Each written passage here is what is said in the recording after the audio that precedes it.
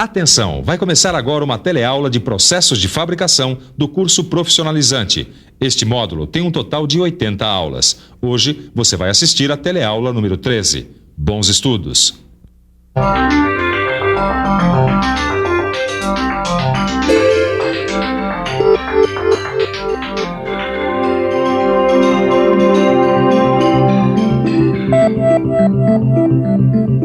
Ô, companheiro, por favor, se eu tivesse que unir essas duas peças de metal, que método você acha que eu deveria usar? Por exemplo, se você quisesse unir elas aqui, ia ter que usar uma solda, né? Solda, né? Pois é, hoje em dia todo mundo sabe que um dos melhores métodos para se unir permanentemente duas peças de metal é a soldagem. Só que esse processo de fabricação só começou a ser mais usado nesse século, mais precisamente depois da Primeira Guerra Mundial. De lá para cá, a soldagem ganhou diferentes processos para diferentes aplicações. Aqui, no Telecurso Profissionalizante, a gente vai começar a ver alguns desses processos. A teleaula de hoje é sobre a soldagem oxigás. Hoje você vai aprender o que é soldagem oxigás. Qual o equipamento necessário para esse tipo de soldagem? Como ela é feita? Quais são suas principais características? E para que ela serve? Você já sabe que os processos de soldagem são muitos. A soldagem oxigás, que a gente vai estudar hoje, é um processo por fusão. Afinal, o gás veio para fundir.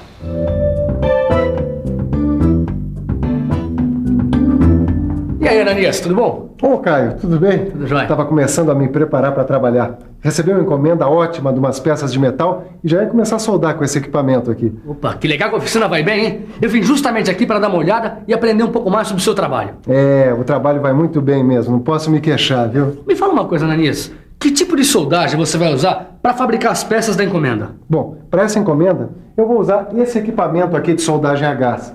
Opa, então eu vou ficar para aprender um pouco mais sobre soldagem. É isso aí. Sabe que a primeira coisa que a gente precisa conhecer é o equipamento de soldagem a gás. Olha aqui. Aqui a gente tem esses dois cilindros. Neles são armazenados os gases. Na saída de cada um deles existem esses reguladores de pressão. Sim. Eles são muito importantes porque eles são os responsáveis pela pressão adequada para o trabalho com os gases. Os reguladores de pressão podem ser de dois tipos, de um estágio ou de dois estágios. Esse aqui, ó, é um de um estágio e esse é de dois estágios. Tá. Bom, depois de passar pelos reguladores de pressão, os gases seguem por essas mangueiras aqui e chegam até aqui, ao maçarico, que é o principal componente desse equipamento. Existem vários formatos diferentes de maçarico, mas basicamente todos eles têm os seguintes componentes. O corpo injetor, que é por onde os gases entram no maçarico. É no corpo injetor que estão também os reguladores de passagem dos gases. Esta outra parte é o misturador, onde os gases se encontram. A lança, que conduz a mistura até o bico. E o bico, que tem um orifício por onde os gases passam. Legal, hein, Ananias? Esse aí é todo o equipamento que a gente precisa para fazer a soldagem a gás. É, você acabou de ver todos os componentes básicos de um maçarico. Agora você vai ver que existem dois modelos mais comuns de maçarico. Vamos ver quais são?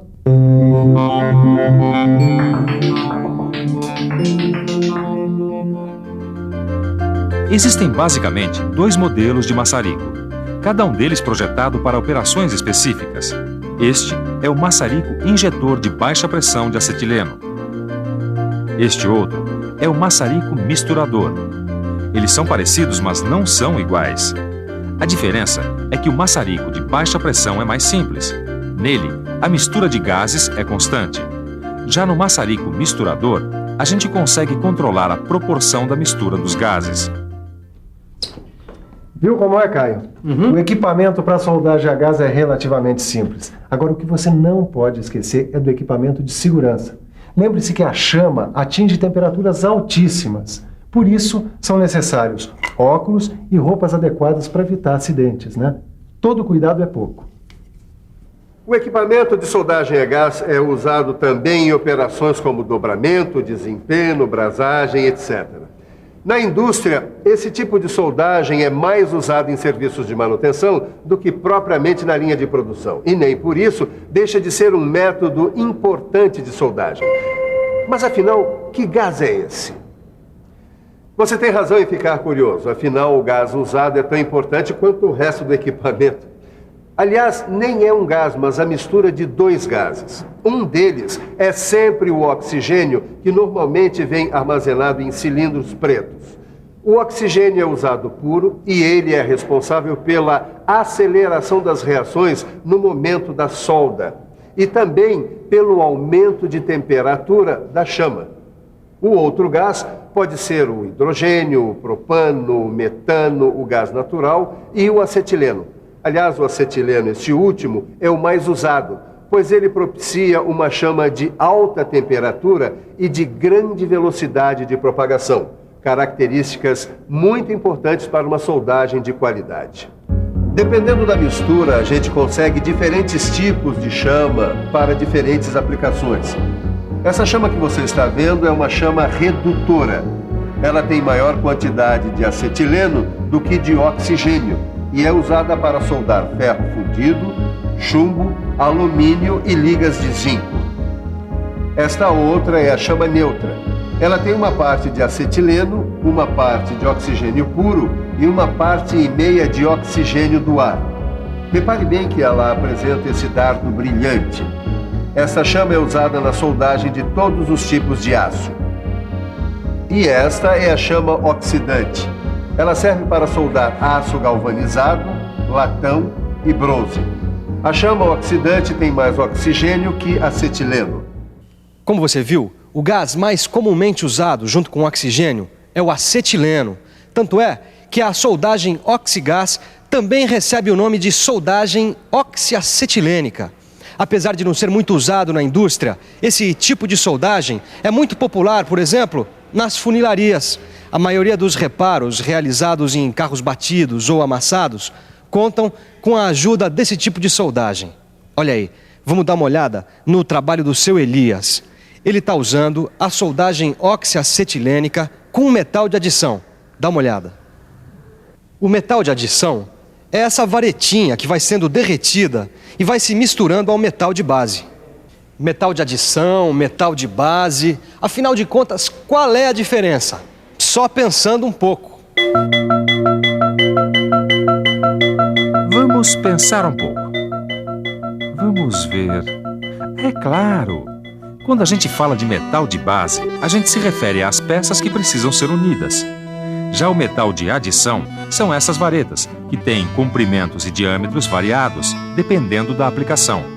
O metal de adição ajuda a formar o cordão de solda, dando a espessura e as características mecânicas desejadas para o cordão da solda. Além do metal de adição, na soldagem, a gente também pode usar fluxos, que às vezes vêm nas varetas do metal de adição, como essa daqui. Os fluxos são pós ou pastas. Eles são usados na soldagem de metais não ferrosos, como o alumínio.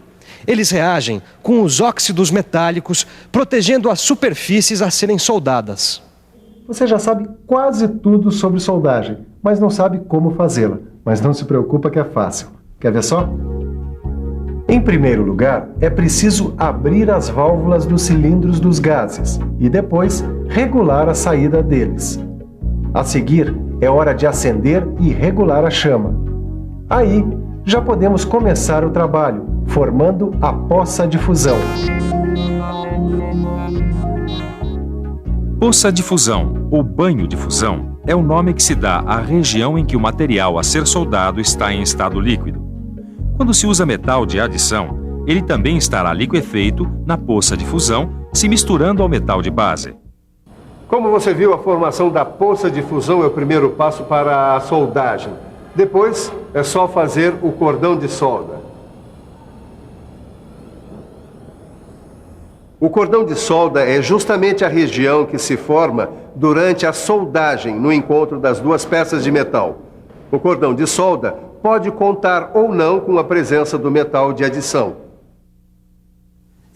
Mas fazer esse cordão de solda exige técnica e treino. Afinal, o cordão tem medidas. Ele precisa atender às necessidades mecânicas e de esforço das peças soldadas. Existem duas técnicas que podem ser empregadas na soldagem oxigás. O seu Elias, o funileiro, vai mostrar essas técnicas pra gente. Essa primeira técnica é chamada de soldagem à esquerda. Repare no movimento que o seu Elias faz com o maçarico. Esse outro tipo de movimento é a técnica da soldagem à direita. Como você notou, as duas técnicas são diferentes. Usando a técnica de soldagem à direita, a gente tem uma melhor visão do ponto de fusão e pode controlar melhor a soldagem. Além disso, essa técnica possibilita a soldagem de materiais de espessuras maiores que 6 milímetros. Mas nem sempre a soldagem sai perfeita. No seu livro de estudos, você vai encontrar um quadro com os problemas mais comuns da soldagem a gás, bem como as possíveis causas desses problemas e como fazer para evitar que esses problemas se repitam. A soldagem oxigás utiliza uma chama de altíssima temperatura. Por isso, todo cuidado é pouco. Como se não bastasse a chama, os gases utilizados são altamente inflamáveis. A coisa mais grave que pode acontecer é o retrocesso da chama, que acontece quando a gente regula mal a pressão de saída dos gases. Se isso acontecer, haja rápido. Feche a válvula do acetileno. Feche a válvula do oxigênio. Depois, resfrie o maçarico, colocando-o num recipiente com água. Depois de resfriado, retire o maçarico da água e abra a válvula do oxigênio para expelir os resíduos de água que possam ter sobrado lá dentro. Pois é, Caio. O retrocesso da chama é um acidente que pode acontecer se a regulagem da pressão de saída dos gases estiver incorreta. Por isso é preciso prestar muita atenção nessa regulagem. E não só nela. Existem várias medidas que você deve adotar para evitar problemas com o equipamento de soldagem a gás. Sempre que você tiver que transportar o equipamento, use carrinhos especiais, sempre na posição vertical, com o capacete de proteção das válvulas. O equipamento deve ser guardado em local ventilado. Os orifícios das válvulas devem estar sempre limpos. Manuseie os cilindros com cuidado, evitando choques. Sempre verifique se não há vazamentos nas mangueiras e nas conexões. Lembre-se de usar sempre tenazes para manusear os materiais metálicos soldados. Eles estão sempre em altas temperaturas. Olha aí, essas são apenas algumas dicas de segurança. E como segurança nunca é demais, no seu livro de estudos tem algumas sugestões para que você nunca tenha problemas com equipamento de soldagem a gás. E para que você não esqueça nada do que aprendeu hoje, vamos agora para uma boa revisão. E atenção, se liga aí, que é a hora da revisão. Na teleaula de hoje, você aprendeu que a soldagem é um dos principais métodos usados para unir peças metálicas. Você aprendeu que um dos tipos de soldagem que existe é a soldagem a gás ou soldagem oxiacetilênica.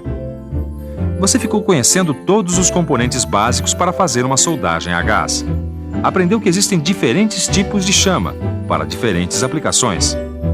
Aprendeu também que a soldagem a gás pode usar metais de adição e fluxos, e que existem duas técnicas de soldagem. Finalmente, você ficou sabendo de algumas dicas para garantir a sua segurança durante a operação do equipamento para soldagem a gás. Então, aprendeu alguma coisa sobre a soldagem a gás? Eu tenho certeza que sim. Agora, se ficou alguma dúvida, pegue o seu livro de estudos. E se não ficou dúvida alguma, pegue o seu livro de estudos também e aprofunde o seu conhecimento. Até a nossa próxima teleaula.